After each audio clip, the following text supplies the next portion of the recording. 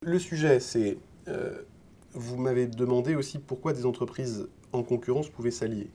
Parce que je pense d'abord qu'elles se disent... Pourquoi et comment? C'est-à-dire, Ouais. parce que voilà, Mais je pense qu'il y a un momentum. En ce moment, les entreprises se disent que ce n'est plus possible, ce n'est plus soutenable, que ce soit sur le plan des inégalités ou sur le plan environnemental. Donc, les entreprises cherchent les moyens de bouger. Donc, quand vous lancez une initiative comme Business for Inclusive Growth, cette coalition sur la lutte contre les inégalités, ou One Planet Business for Biodiversity sur la lutte contre la perte de biodiversité, eh bien d'une certaine manière, beaucoup d'entreprises se disent « Ah bah, je veux en être, parce que c'est évidemment dans ce type de coalition qu'on va faire avancer les choses. » Et les gens se rendent compte aussi que les États seuls ne peuvent pas lutter contre ces phénomènes. La part du privé dans la question du réchauffement climatique est fondamentale. bien sûr. C'est un chaînon manquant si on se met uniquement à avoir une dimension publique sur ce sujet.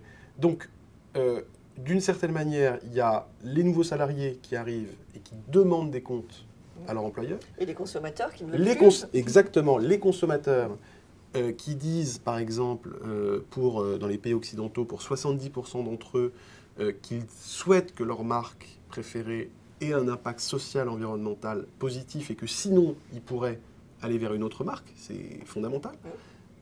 Donc vous avez les consommateurs. Et puis vous avez d'une certaine manière une question de durabilité du business et du système. C'est que si le système ne change pas, il est mort. C'est clair. C'est-à-dire que si les inégalités continuent à s'accroître, si la lutte contre le réchauffement climatique et les problématiques environnementales ne s'engage pas de manière très concrète au-delà de la création d'une direction RSE, je veux dire, c'est pas ça l'enjeu. C'est d'aller au-delà de la RSE, c'est que ça s'incarne dans le processus de production de l'entreprise, que l'entreprise le fasse au cœur de son processus de production, et c'est ce que fait Danone. C'est ce que fait Danone.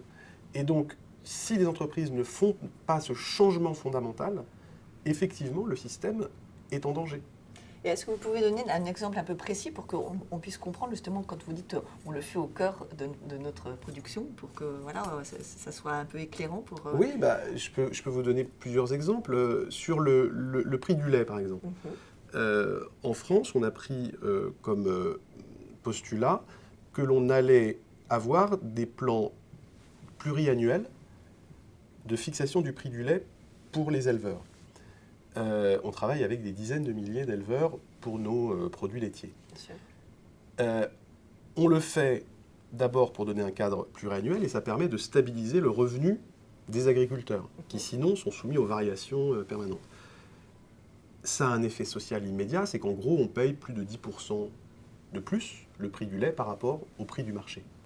Donc il y a un effet social. Mais nous, on considère que c'est une politique sociale certes positive, mais ça a un effet aussi bénéfique sur le plan économique, c'est qu'on fidélise les agriculteurs.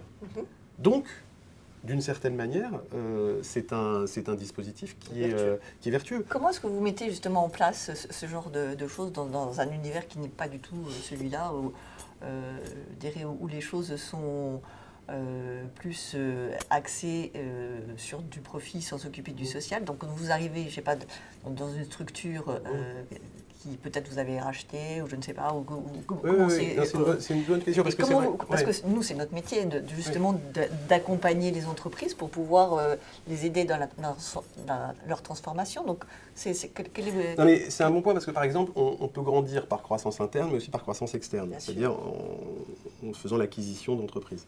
Et effectivement, il y a toujours les premières années une phase d'adaptation. À ce nouvel environnement qui est un environnement avec un haut niveau d'exigence sociale, Vous savez, par exemple, on a lancé Dan Care, qui permet en fait d'offrir et de proposer à l'ensemble des salariés du groupe, quels que soient les pays, un niveau de couverture sociale élevé. Ça, c'est une chose qu'on fait et qu'on met en place parce qu'on considère que c'est le devoir de Danone en tant qu'employeur d'offrir cette couverture sociale. Et par ailleurs, on a un dispositif qui s'appelle One Person, One Voice, One Share, qui offre une action à tous les salariés et qui leur permet d'avoir une vraie voix et une vraie influence sur la stratégie de l'entreprise, qui remonte et qui permet d'influencer réellement la stratégie. Tout ça, c'est des processus de gouvernance extrêmement innovants par rapport à d'autres entreprises.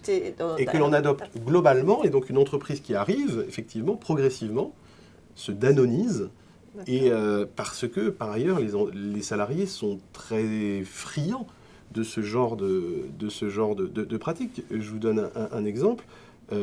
Dans la dernière enquête qui a été lancée dans le cadre de One Person, One Voice, One Share, on a eu plus de 90% de réponses, avec des salariés nous disant vouloir s'engager. 40% nous ont dit on veut participer d'une manière ou d'une autre à la gouvernance de l'entreprise, etc. Donc c'est formidable, certains appellent ça l'entreprise libérée, mais c'est formidable de voir qu'en réalité, quand vous donnez la possibilité aux salariés d'une entreprise de s'investir dans la gouvernance de cette entreprise et d'influencer les décisions qui sont prises, les salariés lèvent le doigt pour le faire.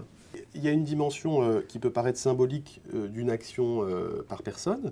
D'abord, il y a un droit aux dividendes, et puis dans certains pays, une action qui vaut 80 €, c'est pas rien. Bien sûr. C'est une dimension symbolique aussi pour dire vous êtes actionnaire dans l'entreprise dans laquelle vous êtes. Mais ce n'est pas le seul volet de ce dispositif qu'on appelle OPOVOS, One Person, One Voice, One Share. Et l'autre volet, c'est la participation à la décision et à la stratégie de l'entreprise qui est organisée.